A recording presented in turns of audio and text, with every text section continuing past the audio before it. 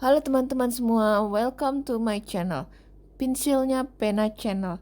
Kali ini saya akan menceritakan mengenai sejarah pensil.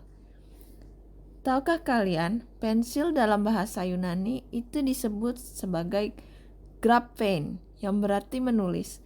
Sedangkan kata pensil sendiri berasal dari bahasa Latin pensillus, yang berarti ekor kecil, untuk menggambarkan sikat tinta kecil yang digunakan untuk menulis pada abad pertengahan. Pabrik pertama pensil dibuka pada tahun 1832 oleh perusahaan pensil Cumberland. Pensil yang diproduksi perusahaan tersebut dikatakan memiliki kualitas terbaik karena hasil yang dimunculkan oleh pensil tidak meninggalkan debu dan nyata secara jelas pada kertas. Sejarah pensil sendiri berawal sejak 2000 tahun yang lalu di Yunani dan Mesir.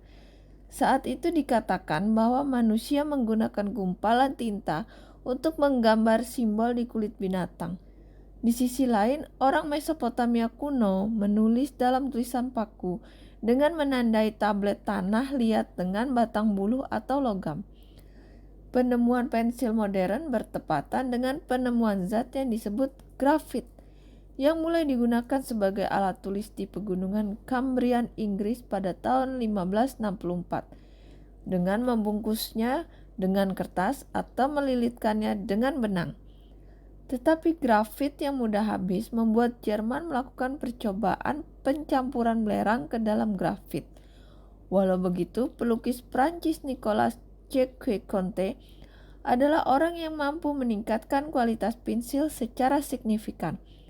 Dia merasa terganggu oleh arang yang selalu rusak ketika melukis, sehingga dia berhasil menciptakan inti keras dengan mencampurkan tanah liat dengan grafit dan memanggangnya. Dia kemudian memasukkan isi pensil ke dalam kayu dan memotongnya dengan ukuran yang tepat, hingga akhirnya terciptalah pensil modern yang selama ini kita pakai di tahun 1795. Demikian cerita mengenai pensil.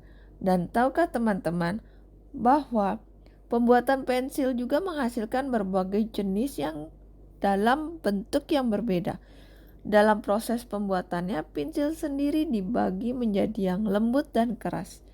Itu kita lihat dari tulisan yang dihasilkan pensil tersebut. Untuk yang paling lembut sering disebut dengan 9B.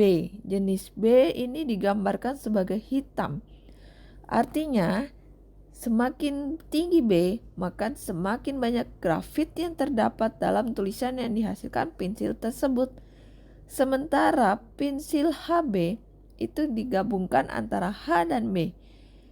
Hingga saat ini proses produksi pensil masih menggunakan istilah kode H ataupun B sebagai tanda jenisnya.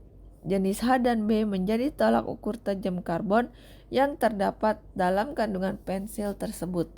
Demikian cerita mengenai pensil, semoga dapat menambah pengetahuan teman-teman. Jangan lupa like and subscribe. Terima kasih.